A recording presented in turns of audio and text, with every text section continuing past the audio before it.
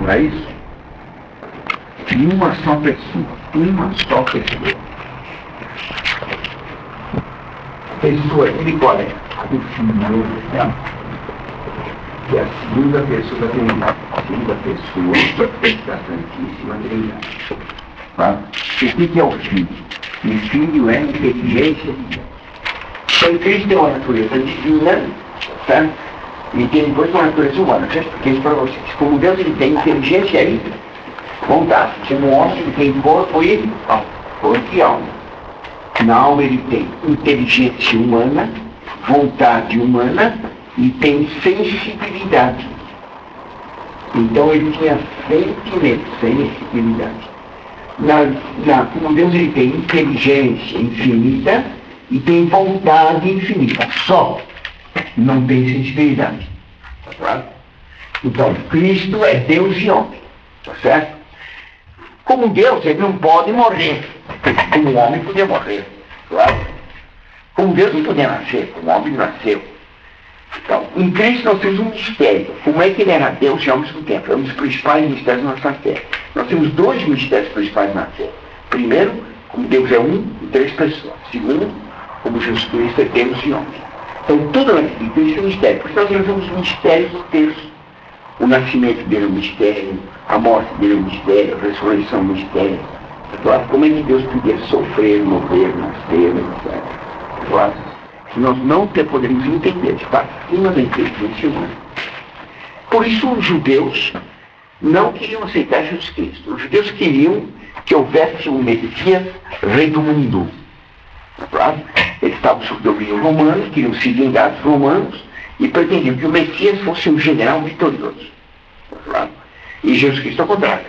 O profeta Isaías diz que ele viria pacificamente montado num jumento e não num cavalo de guerra. E os judeus queriam um general vitorioso montado num cavalo de guerra.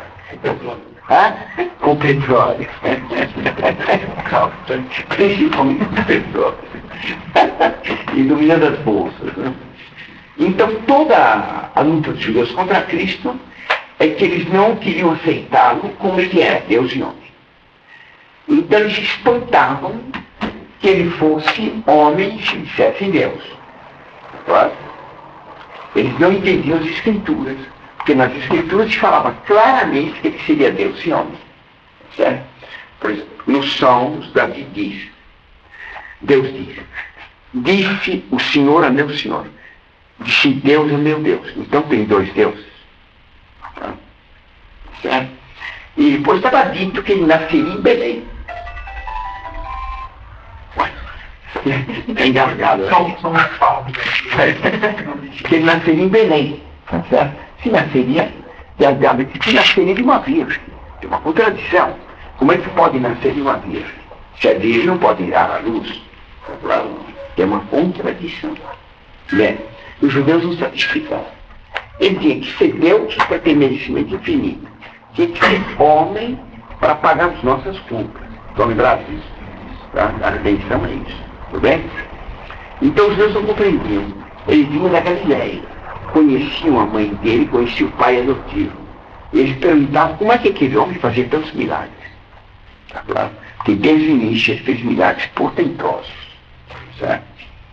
O primeiro foi, logo de início, nas bodas de Caná. Tá certo? Não tinha mais vinho, e ele transformou água em vinho. Certo? Tem no site a explicação do milagre. Já deu isso aí? Que escreva 6 talhos. São 6 sacramentos, né? 7 daí. 6 talhos são 6 sacramentos. Mas ele é a Eucaristia. 7. Então ele fez um vinho muito bom. E o vinho ficou pro fim. Por que o vinho ficou pro fim? Porque tudo em Deus, o começo é difícil, o fim é agradável. Para o diabo é o contrário. Para o diabo o começo é agradável, o fim é triste.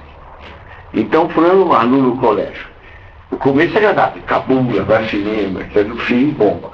Tá certo? O fulano vai beber, bebe, o começo é agradável, depois, dor de cabeça, vômito, etc. Todas as coisas de Deus são contrárias. Todo dever nosso é assim. Quando vai trabalhar, é duro, no fim do mês, tem o salário. Claro? Tudo que começa doce termina amargo. Tudo que começa amargo termina doce. O diabo é que engana. Por isso que o diabo oferece o anzol. Oferece a minhoca para comida e depois mata o peixe. Claro. Está muito bom aquele artigo que você escreveu no site ali, está bem legal. Então, para Deus é o contrário. Deus nunca engana. Deus não nos engana. Ele não oferece o bem para esconder o mal. Ele pode nos dar sofrimento para depois dar recompensa. Sempre começa com amargo e termina por doce. Tudo bem? Bem. Então, ele deixou o vinho bom para o fim. Certo? E depois ele fez milagres portentosos. Só que os milagres normalmente no sábado. Para mostrar que os judeus estavam errados. Para eles o importante era obedecer às regras concretas do culto, da liturgia. Não era isso. O mais importante é amar a Deus sobre todas as coisas e o próximo a si mesmo. Tá claro? Então, quando ele curou um cego no sábado, ou um paralítico no sábado, os judeus acharam muito. E nosso Senhor perguntou por quê? Não é lícito fazer o bem no sábado? O bem tem que fazer sempre. Porque se não é lícito fazer o bem no sábado, então tem que omitir o bem no sábado. Então o Senhor dizia, se um animal cai no poço no sábado, vocês tinham que omitir. Agora curar alguém não pode. Se não tem que omitir o bem no sábado pode deixar fazer o mal. Quer dizer, estamos invertendo a lei. O importante não era fazer o bem, mas o importante eram circunstâncias. Certo? Sábado, domingo ou segunda, não tem cabimento. É claro? Então os judeus se transformaram os 10 mandamentos numa coisa puramente ritual. Então, por exemplo, eles diziam tinha que oferecer certas coisas, sustentar os pais que eram velhos, a lei mandava. Então os judeus diziam, para o pai ou a mãe velhos não poderem pedir ajuda, diziam, não, isso aqui eu vou, consagrei a Deus, é corban. Consagrei a Deus, não posso dar para o senhor nem para a senhora. Consagrar a Deus era consagrar para o próprio bolso. Está entendendo? Quer dizer, o que valia era uma obediência puramente ritual de práticas materiais. Assim Deus disse. Deus diz no Antigo Testamento que os judeus deviam ter sempre a lei de Deus diante dos olhos. O que quer dizer isso aí? Quer dizer prestar sempre atenção nos mandamentos. Claro. Então ele escrevia os mandamentos umas tirinhas e pendurava no turbante. Não tinha lei nos olhos, mas não praticava. Está entendendo? Está entendendo? Que amarrar todos os mandamentos, 15 mandamentos, 4 mandamentos, 6 mandamentos. Praticar que é bom, não. Está entendendo? Compreendendo? Tá certo? Tinha que rezar 3 vezes por dia. Então, quando era hora de rezar, eles, às 6 da manhã, meio-dia, 6 da tarde. Eles, quando sabiam que tocava no templo uma trombeta, então eles corriam naquela hora, corriam para a rua para se mostrar que estavam rezando. E em casa eles não rezavam, mas queriam ter fama de serem piedosos, tá claro? Então tudo é aparente, nada era real. Como é próprio dos judeus até hoje. Então eles fazem tudo aparente, nada real. Tudo parece ser e não é. Então eles ficam perturbados vendo Cristo fazer milagres. E dizem, como é que esse homem faz milagres? Porque mandar parar o vento, parar uma tempestade, multiplicar os pães, fazer andar um paralítico, fazer um cego ver. Quer dizer, como é que é isso? Eles dizem, sabemos que tu vês de Deus, que faz milagres tremendos. Mas como você vive como um homem qualquer? Eles não compreendiam. É Deus ou é homem? E eles não queriam aceitar que fosse Deus e homem. Tá claro? Tudo bem? Nosso Senhor foi multiplicando os sinais. Os sinais são os milagres. Foi fazendo cada vez mais milagres. E cada vez que ele fazia milagres, eles odiavam. Por que eles odiavam? Porque alguns deles resolveram aceitar. E proclamaram o rei. Tá certo? Proclamaram Jesus Cristo o rei. Ele fugiu. Ele se escondeu. Porque ele disse, meu rei não é desse mundo. Eles queriam proclamar o rei para vencer os romanos milagrosamente, claro, e acabar com os romanos com um sopro. E os judeus então mandaram ir no mundo, querem com todas as riquezas do mundo. Eles eram reinos de Deus. Está entendendo? E nosso Senhor recusou. Não quis ser rei desse mundo. E eles então estavam com muita raiva. Porque nós Senhor mandou pagar o tributo a César, pagar o imposto a César, aceitando o domínio romano. E eles queriam se rebelar, eles eram da teologia da libertação. Não queriam pagar o imposto. Imagine pagar o imposto. O judeu não quer pagar nada. Então Nosso Senhor, eles repeliam. Afinal, os milagres foram crescendo. No final teve o milagre de Lázaro, vocês conhecem, né? Então teve o milagre de Lázaro. Nosso Senhor era amigo de Lázaro, e as irmãs de Lázaro, Marta e Maria Madalena, pediram para Cristo vir correr porque ele estava morrendo. E Nosso Senhor, de propósito, foi devagar. Se deteve em uma cidade, foi em outra cidade, ele morreu. Tá? Esperou morrer para passar 4 dias. Depois de 4 dias foi até onde ele estava enterrado. Ele se enterrava em gruta. Certo? Ele fachavam, colocavam 2 lençóis, colocavam um morto assim, de 2 lençóis, depois cobriu. Certo? E foi dentro de uma luz com uma pedra. Nosso Senhor chegou atrasado. Então as 2 irmãs reclamaram, se tivesse vindo mais cedo, ele teria morrido. E Nosso Senhor foi até o túmulo e chorou. Chorou 2 vezes. Que chorou 2 vezes, uma pelo Antigo Testamento, outra pelo Novo. Certo? E então diziam eles, veja como ele era amigo. Por que Nosso Senhor chorou? Para mostrar que ele tinha sensibilidade, que ele amava Lázaro como um amigo. Um homem gosta dos seus amigos. Certo? Então ele tinha um amor humano, porque era homem. Depois que ele chorou, ele mandou tirar a pedra e a irmã dele disse, ele já está cheirando mal, está 4 dias morto. E ele ligou. Tiraram a pedra e ele gritou, Lázaro, sai para fora, dando um grande grito. Lázaro estava amarrado de mãos e pés, todo embaixado. Certo? E saiu para fora do túmulo, que ele veio voando. Pode imaginar o susto do pessoal. Os judeus todos vendo. E nós desligai agora. Tira as ataduras, as cordas que amarravam os pés e as mãos, os braços. Quando desataram, ele estava andando. E Lázaro era conhecidíssimo, era o Emílio de Moraes, era de Jerusalém, era o ricaço. Todo mundo conhecia, pegado a Jerusalém. E vinha todo mundo ver o homem que tinha morrido e estava vivo. E nós Senhor foi almoçar com ele. Então os judeus resolveram matá-lo. E matar Lázaro. Quer dizer, não só queriam matá-lo, mas matar Lázaro. Por quê? Porque eles diziam, os judeus se reuniram e Caifás disse, que havemos de fazer? Esse homem faz muitos milagres. Deus. Então era assim. Todo o povo vai seguir. Óbvio. E diremos os romanos destruirão o nosso povo. Não é óbvio. Por que os romanos iam matar os judeus se seguissem Cristo? Não tem cabimento. É porque os judeus tinham se espalhado por todo o Império Romano e dominavam todas as cidades com dinheiro.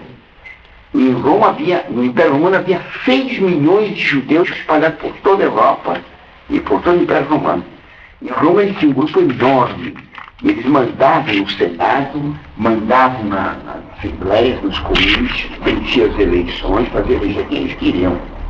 E eles controlavam o imperador e todos os governantes. Tá? Porque os judeus queriam dar um golpe no Império Romano e destruir o Império Romano. Tá? E se o povo não apoiasse essa revolta, eles iam ser, a conspiração ia falhar. Por isso diziam eles, todo o povo vai segui-lo, virão os romanos e mataram a todos. E por isso precisa matar Jesus Cristo. Convém que um homem morra, passaram a toda a nação. E eles não mataram. E aí mataram daquela maneira tremenda, como vocês sabem que foi. Certo? Como estavam proibidos. Como se matavam com o cordeiro pascal. Porque isso foi morto na hora que o cordeiro era morto no templo, meio-dia. Certo? Tudo bem? Então todo o problema dos judeus contra Cristo foi isso aqui. Deus Cristo era Deus e homem. Tinha 2 naturezas numa só pessoa. E por isso todo o problema que nós vamos ver hoje tem relação com essa questão aqui. Outra heresia que nós vamos ver depois na história que vimos na vez passada é que Eutíquedes. Eu disse que também era judeu, evidente. Porque ele vai dizer, eu disse que vem longe. Então ele começou a defender o seguinte, que Jesus Cristo era Deus, mas não era homem. Tá certo? O eutiquismo dizia que Cristo era Deus, mas não homem. Ele não tinha corpo, não tinha inteligência humana, não tinha vontade humana, não tinha sensibilidade, não tinha corpo, não tinha nada. Nem alma humana, nem corpo humano. Tá claro? Mas todo mundo via, diz que era uma aparência, tá certo? Era um fantasma. Era Deus só, mas não homem. Os judeus podiam até aceitar isso, porque eles não queriam que era Deus e homem. Nós aceitamos que Jesus Cristo é Deus e homem. Porque assim como nós temos corpo e alma, tá claro? Cristo é Deus, tem duas naturezas, Deus e homem. Tá certo? Nós temos corpo material e temos alma espiritual.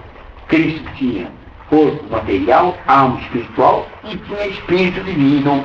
Alma, tinha uma natureza divina. Tá claro? Mas então, o que eu estava dizendo, eles não aceitavam, eles não aceitavam que Cristo fosse homem. Se não era homem, não vinha redenção. Porque não era um homem que pagava os pecados de Adão e os nossos pecados. Como foi o homem que pegou, o homem precisa pagar. Para ter mérito de Cristo, precisa ser Deus. Para um homem pagar, tem que ser homem. Por isso Pilatos apresentou ele, eis o homem. O homem, por excelência. É claro, o homem perfeito. Ele era Deus e era homem. Então os judeus não aceitavam isso. E inventaram que era uma aparência. Portanto, ele não tinha nascido. Se não tinha corpo, não nasceu. E se não tinha corpo, a Virgem Maria não foi mãe de ninguém. Está entendendo ou não? É uma mentira. Ele não foi bebê, ele não cresceu. É uma pura aparência. Sua mãe sonhava de ver ele andando assim. Era tudo sonho. Está entendendo? Era uma aparência. Está vendo? Essa, em grego, a doutrina da aparência chama-se docetismo, ou docetismo, pronuncia com K ou com C. O docetismo, que é ter aparência. Ele foi aparentemente homem. Portanto, ele não comia, ele não bebia, ele não dormia, ele não andava, não falava, é tudo mentira. Então todo evangelho estava negado. Também ele não morreu, porque não tinha corpo. Não foi crucificado. O que foi crucificado foi um fantasma. Claro. E não morreu, não sofreu coisa nenhuma. Portanto, os judeus não cometeram crime nenhum. Claro. Está vendo quem estava por trás do Eutiques? Eram os judeus, que queriam negar a humanidade de Cristo. Está claro? Tudo bem? Isso aqui foi entre 400 e... terminou em 449. Terminou com a condenação, mas a doutrina continuou. Foi entre 400 e... eu não tive tempo de pegar os dados, mas ele vai terminar em 449, eu consegui essa. 4 consegui essa. Então, Cristo então não morreu, não ressuscitou. Então toda a religião católica está negada. E se não tem união de Deus com o homem, não pode haver sacramentos. Porque nos sacramentos tem sempre matéria e graça. A matéria é material, a graça é divina. Assim no batismo, qual é a matéria? A água, tá certo? A graça vem por Deus, tá certo? Quando se dizem as palavras de batismo do Pai do Espírito Santo. E é uma transformação na pessoa. A alma da pessoa é marcada como filha de Deus. Se torna membro da igreja herdeira do céu. Passa a ser filha adotiva de Deus. Então uma mudança na alma que não vemos. Nós vemos só a água. A água representa o sangue de Cristo. Porque quando Cristo foi morto, os judeus disseram que o sangue dele cai sobre nossas cabeças.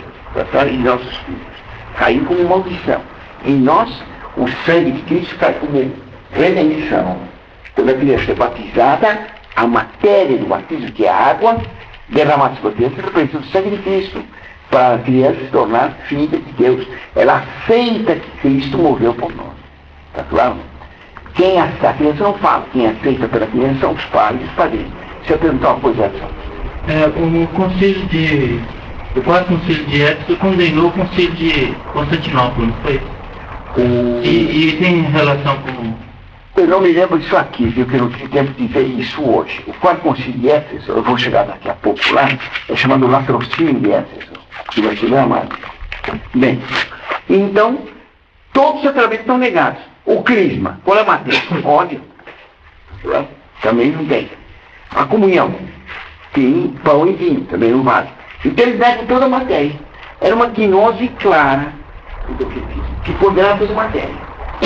Meu filho foi batizado no domingo agora. Ah, que glória.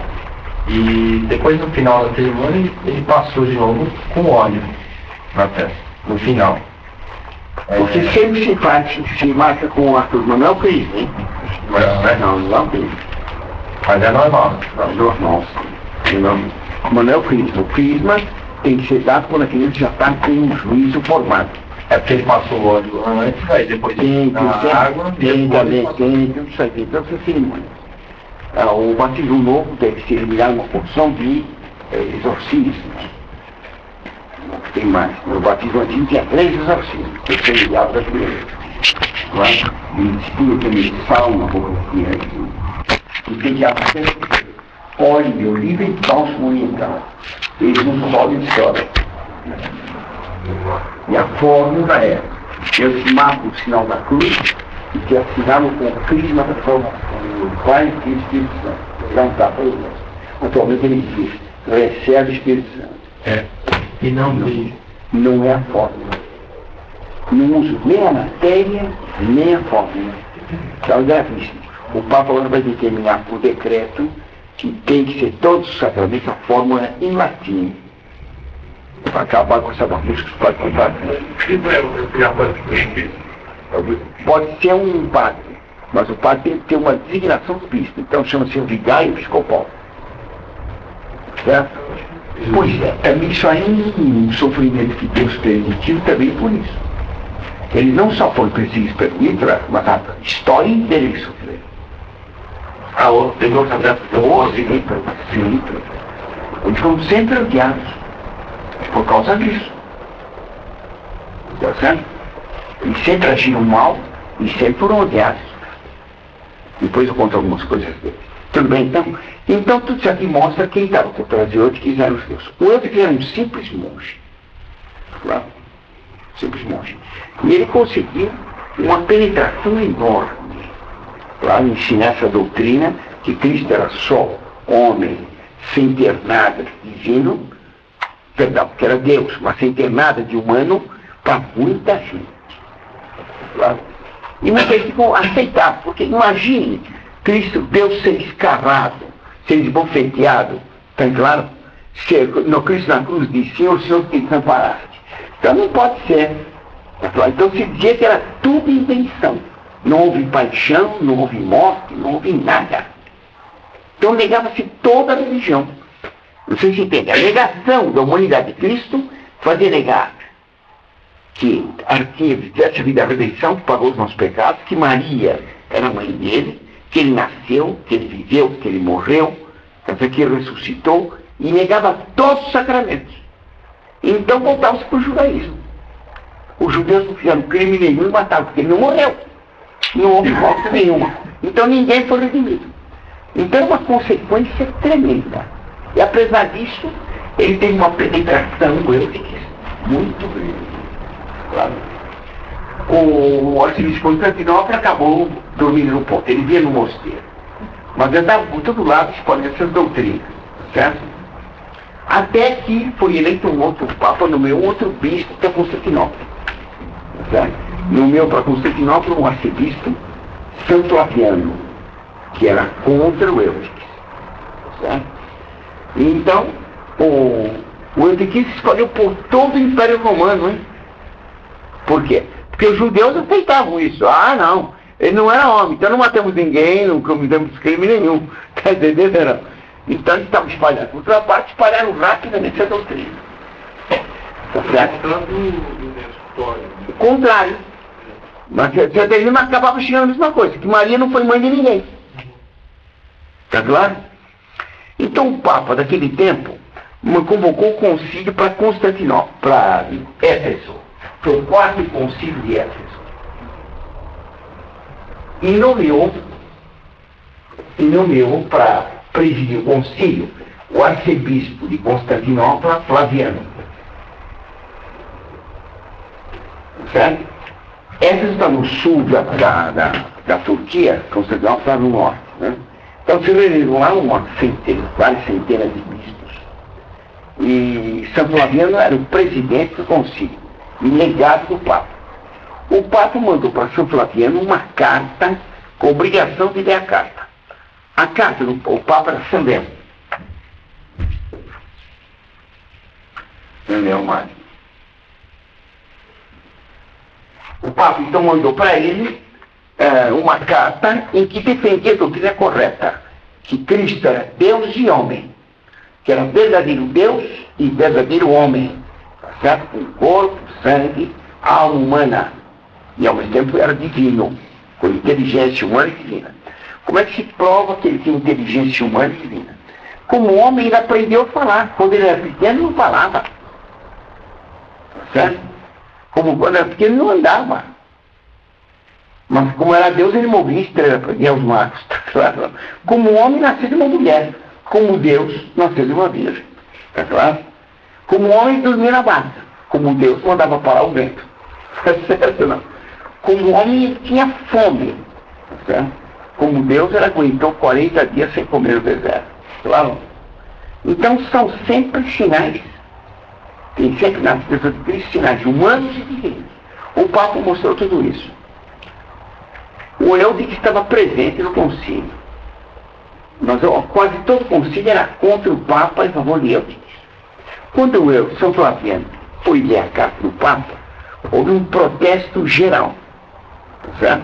E os bispos começaram a gritar. São Flaviano tinha alguns bispos do lado dele, resistiu.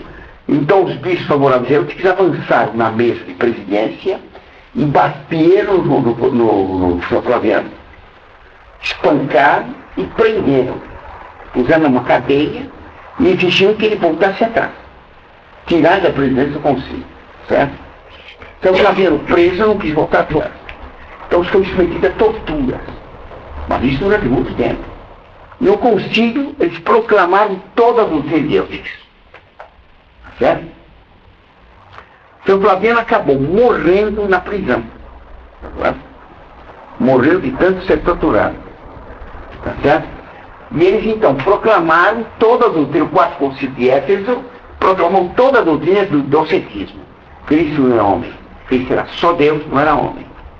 Porque ele tinha uma aparência de corpo humano, ele nasceu aparentemente, ele comia, falava e andava aparentemente, ele morreu aparentemente, foi crucificado aparentemente, não tinha chagas, não ressuscitou, nada disso. Era uma condenação completa da matéria, era uma gnose pura. Certo? Então isso triunfou no Oriente. Aí então alguém mandou para o Papa a notícia e o Papa então excomungou todo o concílio. Certo? É um dos exemplos interessantes de que um concílio pode ser excomungado. Excomungou todo mundo. Excomungou eu e todos que participaram do concílio. E o concílio passou para a história chamado Latrocínio de Éfeso. E o Papa proclamou dogma a carta do que mandaram para São Flaviano, tá certo? Chamado Tomo a Flaviano. O Tomo a Flaviano, o Papa proclamou São Mário, proclamou dogma. Isso foi no ano 449 depois de Cristo. Claro? Tudo bem? Então, o resultado foi a excomunhão de todo o concílio.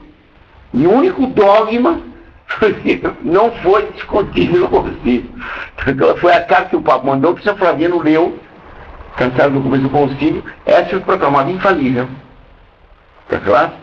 E disse toda essa doutrina, que Cristo é Deus e homem, etc. Tudo bem? Cristo era homem real, porque ele comia, ele bebia, ele dormia, então tinha cansaço, tinha sede, etc. O Vaticano, todos os documentos estão lá, né? Claro. Só que assim, não fica vendo lá, claro, são documentos muito sérios. E ele foi um concílio mesmo, foi um sínodo. Foi um concílio, foi um concílio, mas ele foi excomungado. Então não está na lista dos concílios válidos. Então é chamado latrocínio de Éfeso. Foi todo mundo excomungado. Para condenar um concílio tem que haver outro. Não, o Papa pode condenar. Num concílio só vale que o Papa aprova. Que nem aqui. Sobre o concílio só valeu a carta Flaviana. Toma Flaviana. Toma que de carta. Certo? Isso é dogma. Quem não aceita tomar Flaviano é F. Se eu tomo foto do Fabiano, tem algum documento, tem algum livro, não tem? Tem, claro, tem outros livros que tratam do assunto, tem. Faz a coleção do mecanismo, tem. Claro, isso aí pode trazer. Tá certo? Então a carta de São Leão Magno é um papa espetacular. Nesse tempo, Átila tinha invadido o Ocidente, né? E tinha destruído, ele matava, destruía todas as cidades, fazia pirâmide de cabeças humanas, né? Matava todo mundo. Quando ele chegou em Rennes, o bispo San Nicásio foi pedir para ele não atacar a cidade. O Átila ficou escutando, tirou a espada e cortou a cabeça de Nicásio. Matou ele na hora. Certo? Então, ele fazia massacre, matou milhões de pessoas. Depois invadiu a Itália, o Átila, e ninguém podia enfrentar, não tinha exército. E o São Leão Magno foi enfrentar o Átila sozinho. O Átila tinha um exército enorme. O São Leão Magno foi para lá e proibiu de ele avançar para Roma. E Átila fugiu. Foi embora fugir de Roma, porque disse que apareceu em cima do Papa dois velhos com espadas, que era o São Pedro de São Paulo, e ele ficou aterrorizado e foi embora. Claro. Então no Vaticano tem um altar lá com o São Leão Magno expulsando o Átila, sem tropas. Só com o poder de Deus. E Átila ninguém resistia, claro. Bem. Então o eutiquismo foi condenado, mas não morreu. Não morreu. Porque apesar de ter sido condenado pelo Papa São Leão Magno, no Oriente continua existindo. Tá certo? E vai penetrar fundo. Eles tinham bispos doquetistas, tá certo? Eu estou querendo dizer que o doquetismo foi espalhado na Europa por um bispo chamado Doquetos. Tem Jansenismo de Jansen, luteranismo de Lutero, docetismo de Doquetos, que era um... Doquetos quer dizer parecido. Tinha um bispo chamado parecido. O chefe não era Doquetos, mas eu que é. Então, havia muitos bispos no Oriente que eram doquetistas. Isso nos séculos. Um desses bispos chamou-se Urfilas. Esse bispo, ele foi ensinar essa doutrina herética para os bárbaros que invadiam a Europa. E ensinou para muitos bárbaros. Ele fez um catecismo em língua germânica e ensinou uma porção de gente lá que estava. Então, os ostrogotos, os visigodos, quase todos eram arianos. Perdão, eram doquetistas. Tá certo? Eles foram arianos. Foram arianos também. Mas eram doquetistas. Tá certo? Então, muitas vezes, pois também no Oriente, com o costume de não fazer estátuas, porque estátuas têm matéria. Por isso as figuras do Oriente não têm expressão. Não podia representar o santo rindo ou com cara fechada, tem só palavra, porque é o corpo que dá expressão. E como Cristo não tinha corpo, o santo também não tem corpo. É um absurdo. Tá certo? Bem, essa heresia aqui tem uma certa importância até hoje. Agora então, vou ter que apagar esses dados para fazer uma aplicação atual. Qual é a aplicação atual? Professor, os livros do último, eles deram Arianos e muitos deles eram doquetas. mas esses povos formaram os países da Europa, né? Isso.